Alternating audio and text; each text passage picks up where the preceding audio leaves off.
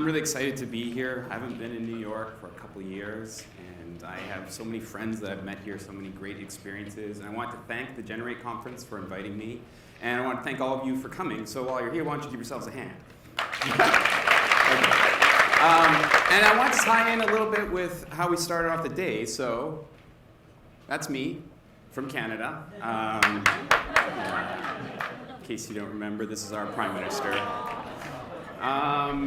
But no, I'm Hello Fisher on Twitter and most places. So if you want to get a hold of me after this or at any time, just send me a message there, follow me. And if I don't follow you back right away, just sort of get after me about that.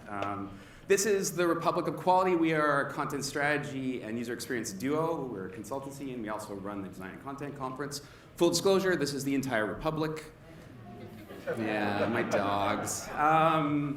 We did not know that was going to happen in that photo. But if you do follow me on Instagram or Twitter, it's mostly my dogs. So fair warning. And then, as Oliver mentioned, I also am the founder of the Design and Content Conference in Vancouver. If you want to visit, we welcome you there. I just started a meetup called Design Nerds and Dogs, so that we could go on a web talk or web walk and talk. And one of my dogs looks like a deer, and the other's going to make you go, ah. Yeah, see, I knew it. Shameless dogs in a presentation, I know. This is Vancouver, though. This is where I live and work. It's a pretty spectacular city. You can take a city bus to go off into the mountains, not this mountain in particular, this is Whistler. Or you could go for a hike. There are palm trees in Canada, bet you didn't know that. So we've got beaches that you can come visit. And this is where the TED conference is now held. This is our convention center, and this is where I was staying when I was moving to Vancouver about 6 years ago. I was like, oh, this is so amazing, and then I moved there. It's in a rainforest, so if you visit in the winter, it's not usually quite that bad, but it was kind of like what it was yesterday here. And remember those palm trees? Every once in a while, we get a bad winter where we get snow. We don't usually get snow until now. If you want to know more about me, just go to haveaproblem.com. But we're here to talk about how conflict is the key to creating great experiences. And this isn't a joke. We're actually going to figure this out. But if you were in my workshop yesterday, you kind of know what I'm about to do. But how many of you are familiar with the game rock, paper, scissors? Is anyone here not familiar with it? Oh, so actually a couple people. I'm going to explain the rules, and then you're going to pair off with someone beside you, and you're going to do a best of 3 rock, paper, scissors. Okay, so this is how it works. It's really important. Rock beats scissors, scissors cuts paper, and paper covers rock.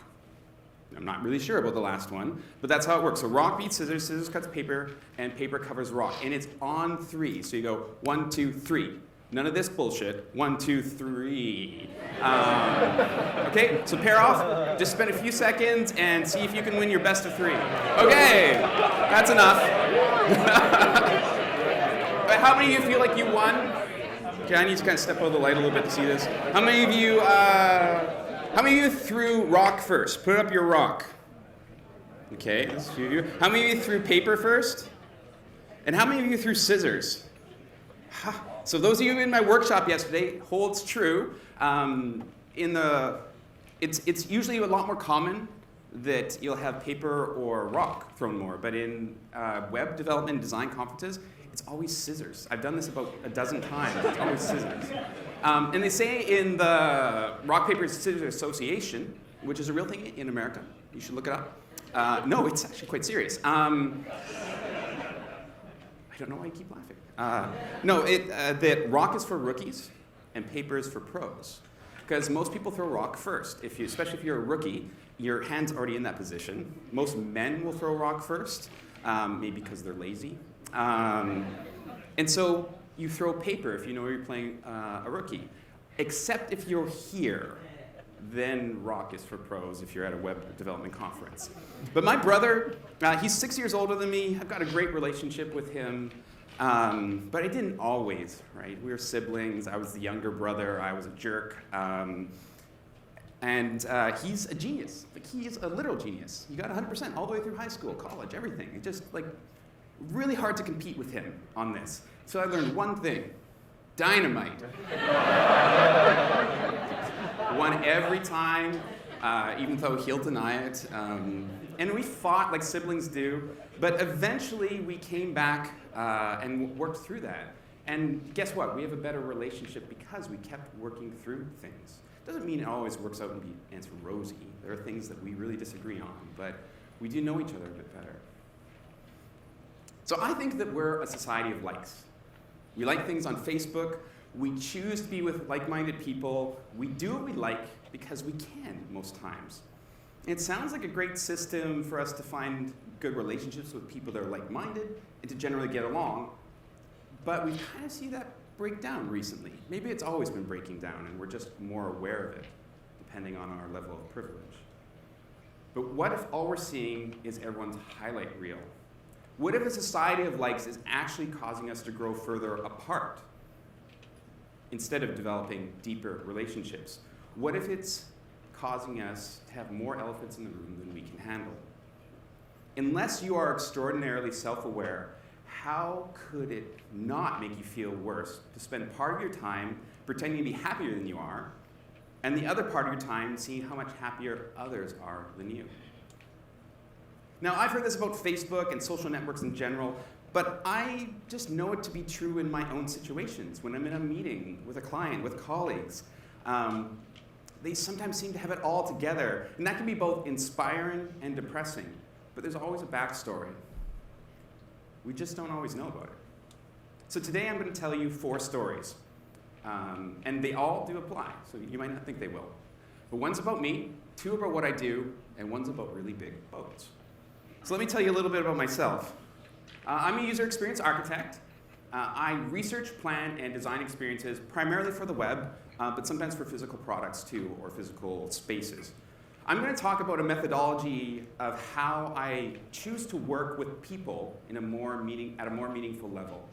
My work is about people, and I would actually challenge all of you to say that your work is actually about people. Whatever you're delivering is going to be in the hands of a person someday. So it's not really about technology, my job. But as I tell my stories, think about how this could apply to your situation. Make it yours. So working on the web and with these types of products is really exciting for me. I love it most times. And these devices that are in our pockets, our purses, our bags, and our hands, they have changed how we communicate as much as the printing press did 1,000 years ago. We are fundamentally changing as people because of this, those of us that can afford to have these devices. But a quick history lesson. Let's jump back a little bit. Before the internet, does anybody know what it was called? I'll give you a sticker if you do. ARPANET. ARPANET, so I think it's back there. You find me afterwards. Yeah, it was the ARPANET.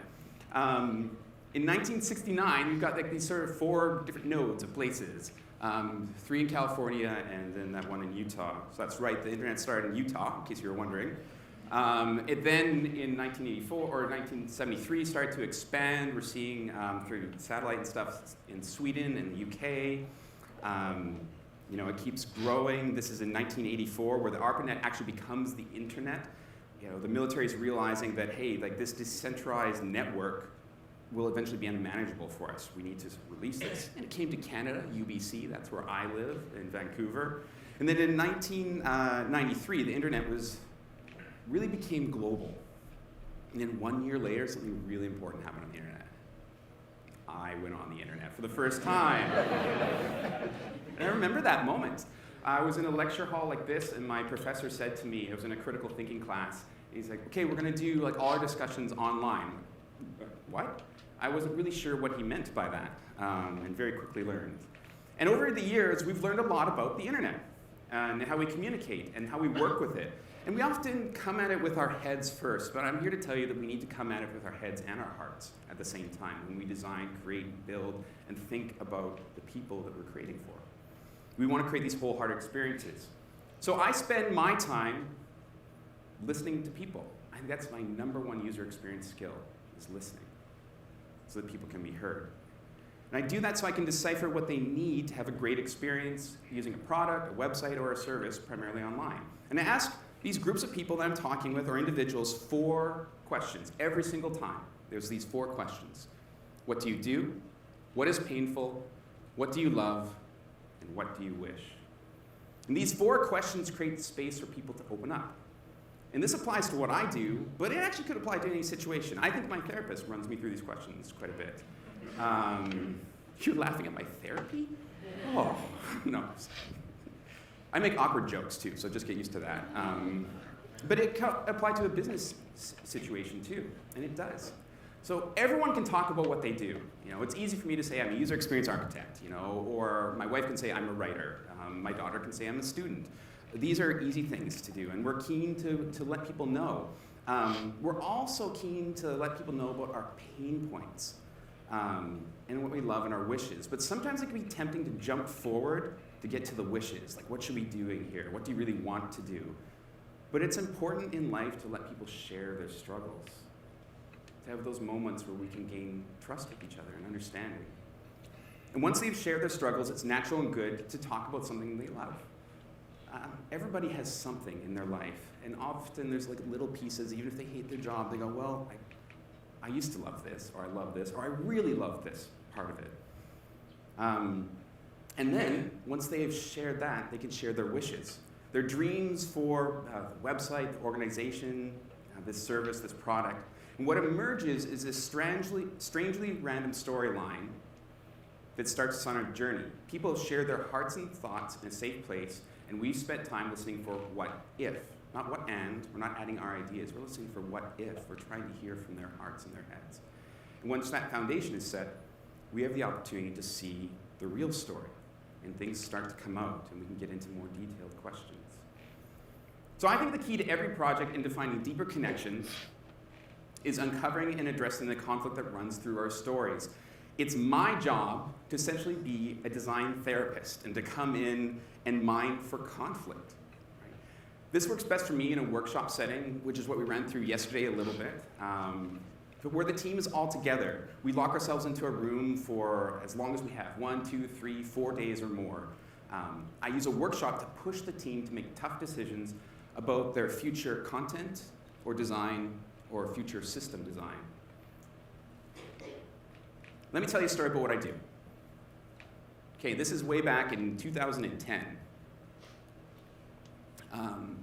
And there's a province in Canada called Alberta, which is right north of Montana, just to give you context there. It's bordered on one side by the Canadian Rockies and the other side by the Badlands. And in the north, the oil sands. Yeah, this is the Canadian oil sands, if you've heard of them. So where some of these pipelines are coming from, that's it. And in 2010, I worked with the government of Alberta for their immigration site, so not for their oil industry. And this was a wealthy, wealthy province in Canada. If you can imagine, their 5th largest industry was tourism, which had $10 billion of revenue at that time, and it's for a province of 3 million people, right? So less than a third the size of Greater New York. But they were going to have 150,000 skilled labor worker shortage in just a few years. So we're talking about the people that have come in to be engineers on these projects, doctors, teachers, and then so over and above that, all the supply workers as well. And they knew that they could no longer reach out just in Canada. They had to go globally to have people come in, and their immigration site was running into struggles. Partially because even in 2010, when people were visiting it from other countries, they were primarily coming on mobile devices, which surprised them. Now, this is a screenshot on my iPhone at the time of the actual website, and that was kind of normal-ish then, not great, but pinching and zooming was a thing that was acceptable, except for their site selector, which was the main tool for figuring out how you could do everything, was built in Flash. Oh no! Which didn't work on iOS and didn't work well on any mobile platform, really. It was very difficult. So we came in and we asked the 4 questions. What do you do? What is painful? What do you love? And what do you wish? And one of the first things in one of the first meetings we heard from stakeholders was this: we want to make it more difficult. Yeah, that's right, haha! I laughed, and then I realized this person was serious. Wait, what? Up until a minute ago, you seemed like a good person to me. But I stopped and started to turn to my user experience training into ladder to ask why, over and over, until we finally get to the root problem. And then one day, so this is not the same day or the same week, I want to be honest about this, one of the stakeholders said, we have people coming to our province that end up leaving because they can't or they were unable to be successful. Not because they did anything wrong, they just couldn't adapt. They couldn't learn the language. They didn't have the right skills, as it turns out. They couldn't adapt to the culture. Winter was too cold. It can get to like minus 40 there, which is the same in Fahrenheit and Celsius. Yeah, I know. What? With lots of snow. And so they couldn't be successful in this province, what they were finding. And so it was a heartbreaking confession, but really what they're saying by we want to make it more difficult is that we want people to know what it'll take to come here and be successful. And so they saw this website as a test. If you can make it through the website, you can come to Canada. Their thoughts, and I think their motivations were in the right place, but if they had just led with, we actually want people to be successful, wouldn't that sound a little bit better? So this was buried under confusion and embarrassment. And what we did next is we took the people that were struggling with this website. So these are highly skilled laborers, like doctors, nurses, engineers, people that are like studied for quite a bit of their lives, and we took them through the website. And while many of the stakeholders still wanted to make it more difficult, I invited them to come observe this user testing. Say, let's see what happens here. And so we watched as these doctors, nurses, engineers, teachers all struggled with this site, struggled to understand the language, the flow, the story of what it would take to immigrate to Canada. And they started to see the usernames of people. And in that moment, their hearts grew 3 sizes. And they said, we want to tell the right story. We don't want to make it more difficult. And so, while the discovery was great, it took far too long. Right? Every project has a finite amount of time and money. Like eventually it has to launch or fail. And I sort of vowed that even though we were successful in the end, that we wouldn't do it that way again. It was just too much of a waste. It took too long to uncover this conflict that was underneath. So let me tell you about another story that came shortly after this. This is a small municipality of 200,000 people, just in the middle of that same province. So they still have lots of money that is happening here. And this was in 2012, 2013, this project happened. And they had their same website for 11 years. So it was actually kind of responsive, like it was in the fluid state when it was first developed, but it was a monstrosity of fragmented content and design. Like there was no system to really decipher through that. And so they were excited about all the bells and whistles and the new things that they could accomplish with their new site and app. It was going to move into a responsive site. But I couldn't help but wonder why they hadn't moved forward earlier. Because they could have at any time. There had to be some sort of conflict underneath the surface. And so what I'd been missing on the project prior was a framework and a place that we could create a safe place for everyone to address their concerns, where we had an understanding of how we can move forward towards a common outcome as a team, a safe place to address conflict earlier. So again, my personal experience is mostly related to product and design for the web, but this applies to any business or any relationship really. So the 4 key questions are really important to allow people to open up, but they need a safe environment to do that in too. So this framework has allowed me to look at my work, conflict, user experiences differently. But it will also be used in any setting. So let me quickly outline the 4 sections of this framework, which are really mostly common sense. And you probably do these already. Audiences, vision, principles, and goals. So we're going to go through each one of these quickly. Audiences. It's all about the people that this site is being created for. The web is about people. It's about connecting people to people. Maybe that's buying your product. Maybe that's giving them information about your service. Maybe it's them learning about what's happening in an election. Right? It's connecting people to people in different ways. Or it could be through a social network. And so we start there. We learn who they really are and what they really need. It's still about connecting people to that and keeping that goal out in front. And so we prioritize these audiences and we say, who are we designing for? Who are they really? The next thing is the vision. You could call this the project vision or the user experience vision. It tells us where we're trying to go. There's this tension between our current reality and where we're moving towards. And so if there's a separation, they don't overlap at all, you'll never believe, and neither will your team, that you're going to get there. It's too far down the road. But if there's a complete overlap, you don't have a vision at that point. You're already there. It should constantly be pulling you forward and have that tension. right? And so in a workshop setting, what we're trying to do is quickly craft a statement together. This is not a wordsmith statement. This is something that says we understand the direction we're going based on the audiences and what we've said that they need or what they've told us they need. So for this city of Red Deer, this was it. This was their first draft. And you can read this and think, okay, I guess that's all right. But it helped us have a common understanding in this workshop. And so we have this web-first organization. This is an organization where we printed off a 500-page report to them, bound it, delivered it in different binders and things like that. And as we dropped them on the table, we said we could have delivered this in 3 iPads instead for the same cost of this printing. It was just ridiculous what it went through. And so this is a huge shift for them. They were moving everything that they did into a different platform, essentially. And so that helped us understand as we made decisions going forward, right, web first, web first. What does that mean? Empowers anyone to access City of Red Deer information and services, meaning that people should count on the city. They should rely on the city. They did, but not on our website. They just didn't believe it would happen there. And then any way they choose, a terrible, terrible thing about Canada, there aren't many, but this is one of them, is that we don't have any federal accessibility laws. There's no 508. Ontario as a province does, but nowhere else. I really hope that that changes. But what they're saying here is we want to meet accessibility guidelines for this. We want people to access it on any device that they're going to choose to, within reason here. And so this gave us a common understanding to move forward. And it was based on the audiences that we agreed to. So we agreed to our audiences first, and then we create this vision and agree to it. The third thing are design principles, or principles.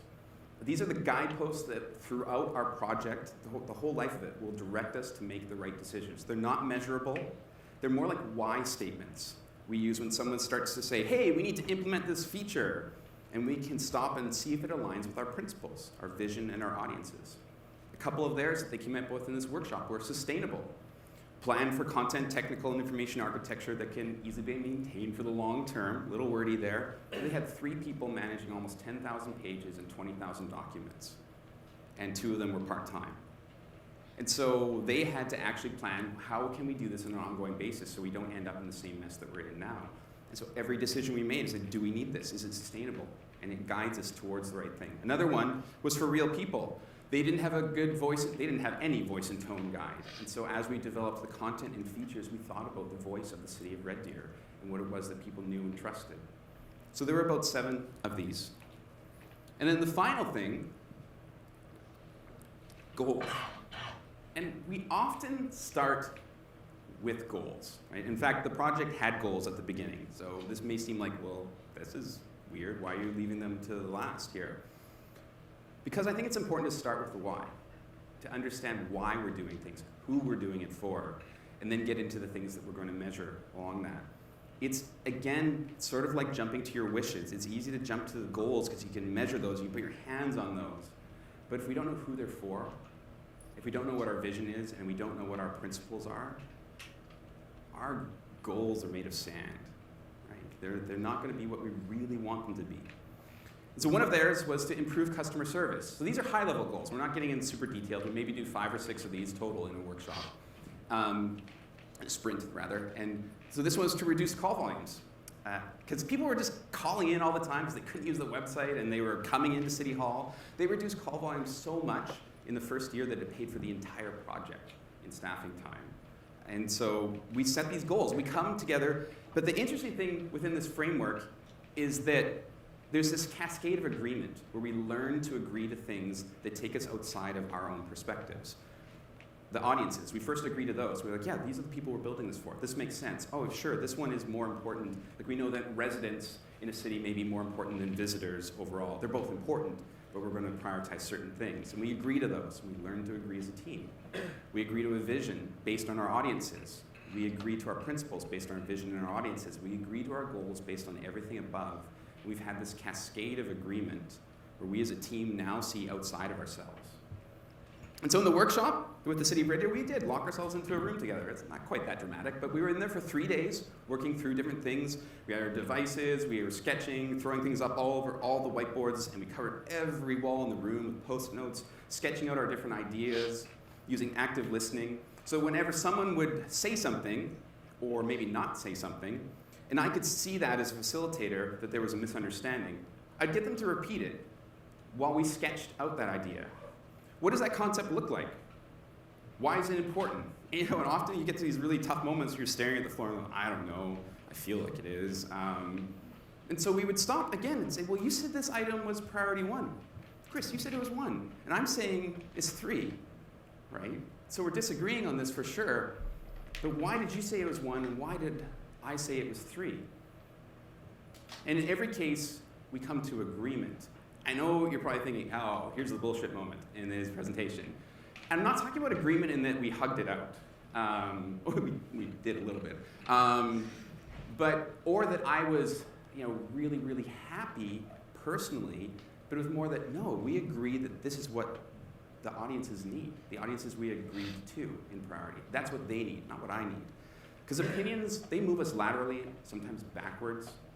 But when we can move outside of ourselves and look beyond ourselves, we have that opportunity to step forward. Compromise is relatively easy, but it allows this conflict to continue under the surface and keeps us from moving forward. I've been on lots of projects where we compromise, and I would still say the project is successful. But there's something that we've missed. Because someone might, change their mind after the meeting, and you'll get one of those emails or hear a rumor or whatever, because we never really found a way to agree outside of ourselves. And this leads to a deteriorating experience for everyone that will use this website, this product, this service, which in this case was everyone that lives in the city. In the case before that, like hundreds of thousands of people looking to go to a new country. It's hard to come to a new country. It's really hard to get the right information. If we don't do our jobs and mine for that conflict, we'll miss out on our chance to make something the best it can be, to see the highest peaks. We'll also miss out on an opportunity that's somewhat unique and that may be seen as a side product, but is just as important, to bond as a team. When we go through, every single time I've gone through a design sprint with a company, a government, it doesn't matter who, the team comes out better for it, closer, better understanding. And so we fight through these tough moments, keeping our audience's needs in front of us, and it bonds us together. It's kind of magical. Okay, last story. Kind of. Big boats. There's lots of ways to ship things around the world. Planes, trains, automobiles. But by far the most cost-effective way is on big boats. And I live in Vancouver. If you've never been to, well, I showed you Vancouver. It's a port city. We've got all these freighters coming in all the time for various things. Containers, some of them are oil freighters, things like that. And I went to a TED Talk in Vancouver, and the person speaking was sharing about his company. They're building these better boats, but he revealed to us, and this is true, that 40% of the world's pollution comes from boats. 40%. Let me put in that scale for you. So most of us are more familiar with automobiles, especially around here. Lots of cars packed into the place. So if we took all the automobiles, every type of them, trucks, cars, anything that produces emissions, and we stopped them from driving, they're all done. They just stopped that day. It's equal to the 15 largest boats in the world, shipping container boats. That's it. And there's hundreds of thousands of boats. Yeah, so that puts into perspective, doesn't it? We could get 15 of these things off there, or we could stop all the cars in the world. So it's good that you drive a hybrid. I'm not encouraging you not to do that, or to get an electric car. But wow. So I sat there and I was blown away, and I thought, it's great that you're building these better boats. They're going to have lithium hybrid engines, and lighter hulls. It'll make a boat 15% more efficient, and you recoup the cost in 3 to 4 years. And so it all makes sense, right? Because 15% of that 40% is a huge number in our world, right? That's like more than a third of the cars. But I couldn't help but think, wait, why do we have all these boats? Why are we shipping? What's going on? What a difference better ship technology would make. But I also started to think, why about the shipping? So let's look at 2 examples. Anyone here ever been to Singapore? Yeah, it's a crazy place. Like, I don't mean in a bad way, but like it is very, very dense. In fact, the 5.4 million people are crammed into space that is much smaller than most cities are. Much, much smaller. It's the most densely populated country in the world. If you don't know where it is, it's just right around Malaysia, south of China. There we go. Hope that was working. It's an island state. And so they have to ship in 90% of their food because they don't have room for agriculture. And while there are great solutions being developed by architects around the world to have these floating farms that could be right close to the city itself, to the island state, right now shipping is keeping that country alive. They need to have their food. Now, maybe the country shouldn't have been set up that way, but that's what it is, right? So shipping is good in that case. If I'm going to be a little bit more humble and look closer to home, this is Vancouver again. If we look off into the distance, into the mountains, we have a lot of trees in Canada. Our 1.2 million square miles of trees have been dubbed the lungs of the planet, right? And we do have a forestry industry that is, I think, relatively responsible. But within that, we have different types of wood. And so this is actually a dispute between the United States and Canada right now. I love that our disputes are over like softwood lumber and milk. Like, come on, like let's resolve this for sure because it's affecting people's livelihood. But it's not quite the same issue as nuclear war or things like that.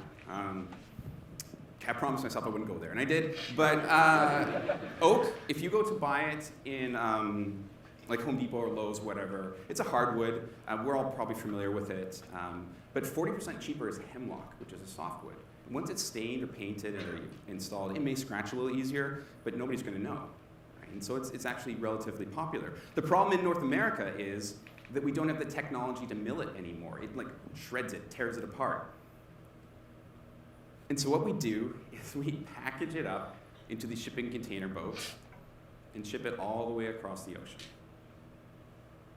Okay. Typically to China for milling, because they have the right technology there.